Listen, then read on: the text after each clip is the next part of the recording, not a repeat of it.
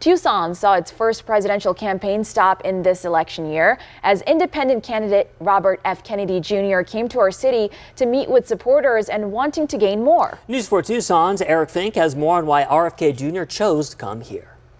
It's the first presidential campaign stop in Tucson in this cycle, but it certainly won't be the last in our battleground state. There are a growing number of independent or unaffiliated voters here in Arizona. They're not committed to either major party, and it's those voters who Robert F. Kennedy needs to make a play for in this campaign, and it's the main reason he chose Tucson to rally. Supporters started lining up more than an hour before the rally, more than 700 people on hand to hear RFK Jr. Kennedy says voters like you should have choices beyond Democrats and Republicans, beyond today's partisan politics. But his candidacy is a real long shot, and he could play spoiler for President Joe Biden or his Republican challenger. Kennedy outlined his platform ranging from securing the border to reining in the country's health care budget to boosting the country's middle class.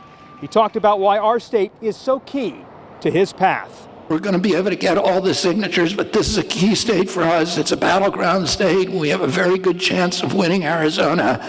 Arizona it has the highest, or one of the highest, ratios of independents to Republican and Democrat. I think 30, maybe 33, 34% of the people in this state are registered as independents. The independent candidate, independents have such a hard time. I know. Let's change that. Let's change that. So I think that he's got a very good shot if people will give him a chance and listen to him and not just go by whatever the narrative is about him. He is very smart, and he's not going to get us into a war.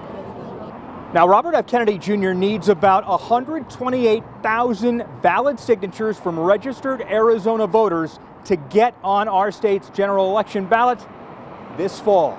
It's a tall task. Downtown, I'm Eric Fink, News 4 Tucson.